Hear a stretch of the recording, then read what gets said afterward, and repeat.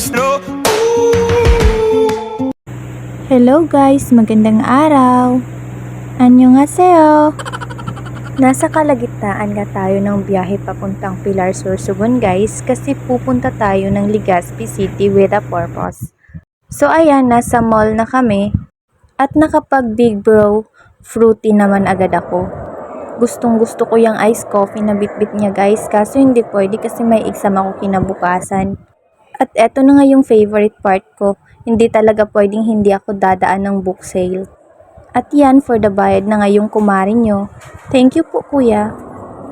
At nag-video na nga ako habang pababa ng escalator guys. Panay smile akala niya picture to Natatawa pa nga yung nakasalubong namin dyan, hindi ko na nahagip sa camera. At yan, panay tawa parang syunga. Magsisini sana kami kaso close na, so ayan, pauwi na nga kami sa inn na pinagstayan namin. Lakad-lakad lang kasi medyo malapit lang din naman. At nadaanan namin tong lugar na to, ang sarap lang tumambay dyan, sobrang hangin, kaya naupo na muna kami guys at nagpahinga. Sabay kain ang nabili namin sa daan. Isaw yata yung kinakagat ko guys. Ang sarap. So ayun, hindi rin naman kami nagtagal dyan guys kasi medyo gabi na rin at pagod na rin ako at kailangan ko na magpahinga kasi may exam pa ako kinabukasan. Need ko matulog at so fast forward after ng exam. So dito na nga kami, dumaan kami dito sa Albay Park and Wildlife. Sobrang ganda dito guys. At oo nga pala, tinry namin yung trend na yun, parang tumba-tumba at natumba nga talaga. Ito nga pala yung parang maliit na lake sa Albay Park and Wildlife guys. Merong mga maliliit na bangka dyan na pwede mong sakyan. At maaari kayong mamangka gamit yung maliit na bangkang pinaparentahan nila. Hindi na nga namin yung tinry guys kasi medyo mainit at wala namang magvi-video sa amin. So nag-enjoy na lang kami sa view. Tara, samahan nyo ako ngayong araw. Libutin natin ang Albay Park and Wildlife. Yan yung mga water liling na bubuhay dyan sa maliit na lake nila. At tara na nga, maglakad-lakad na tayo. Feel na feel ko nga yung paglalakad dyan guys. At habang naglalakad nga ay nakita ko yung langgam. Ay joke lang, ibon pala. Nakita ko nga yung ibon na lumipad guys. At pagtingin ko dyan sa taas, meron pala at napakarami pala nila.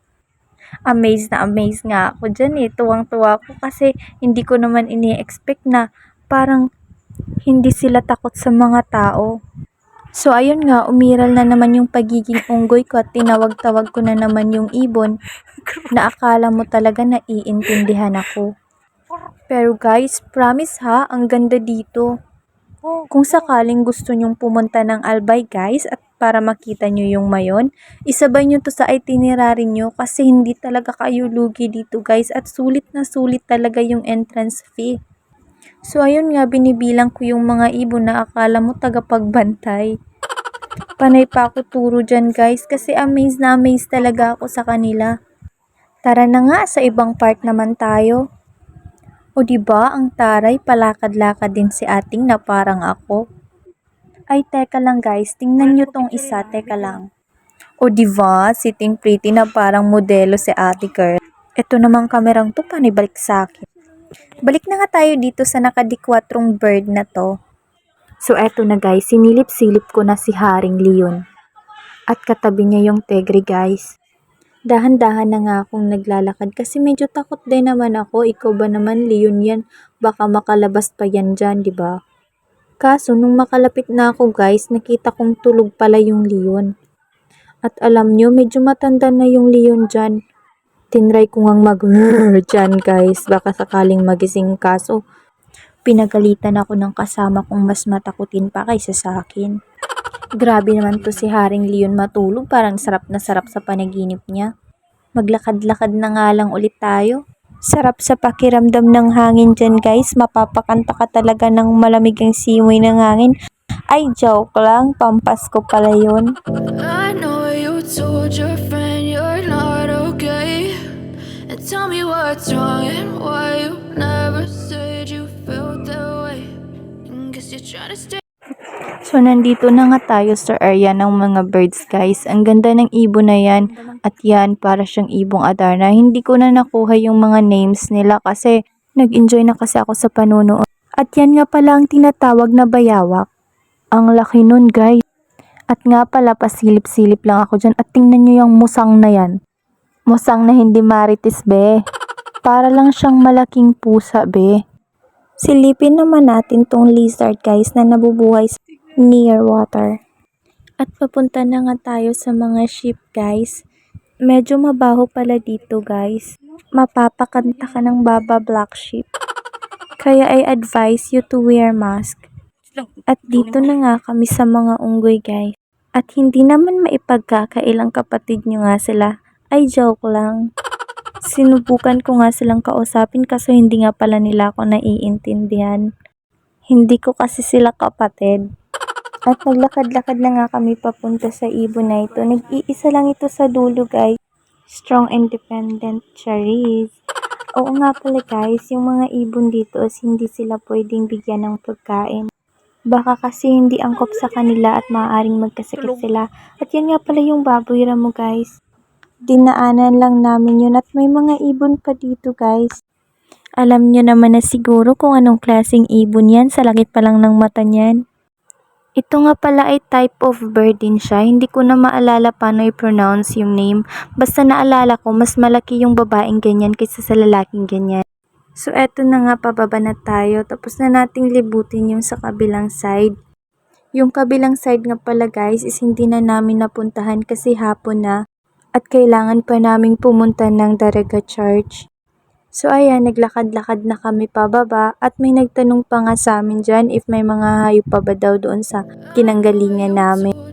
Sinabi ko naman na nandoon yung baboy ramot, yung iba pang klase ng mga ibon.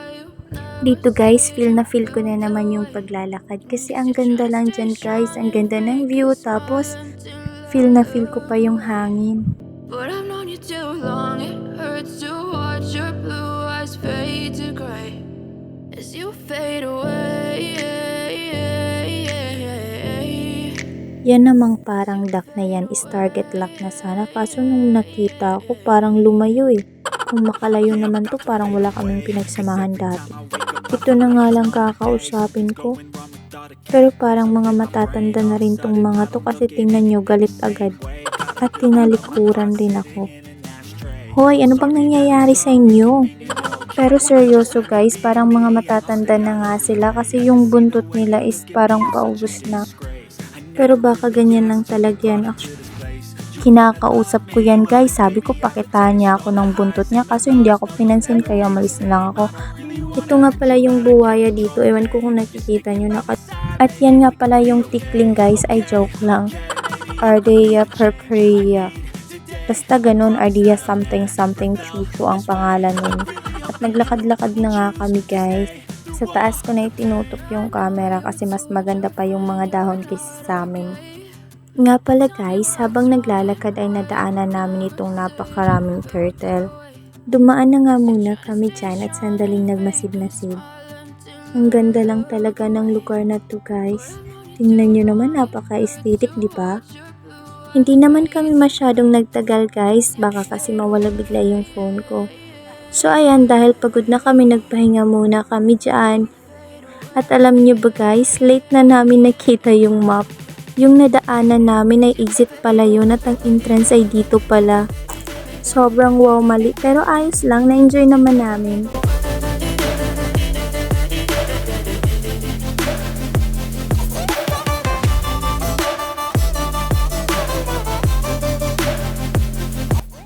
So yun nga, after Daraga Church is nagpagkagsawa Ruins na kami.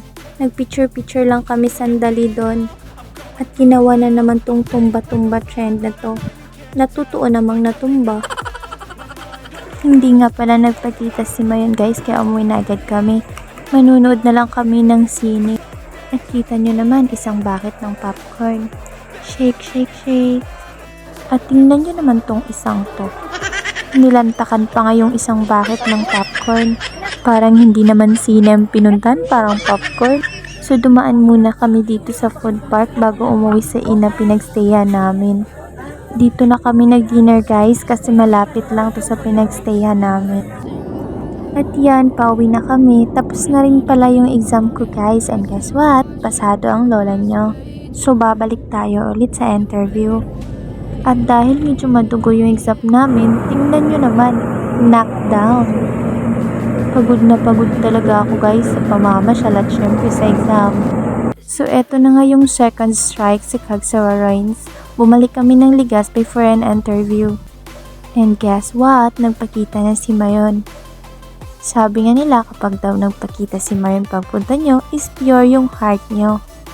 Tinambayan talaga namin guys hanggang sa nagpakita siya.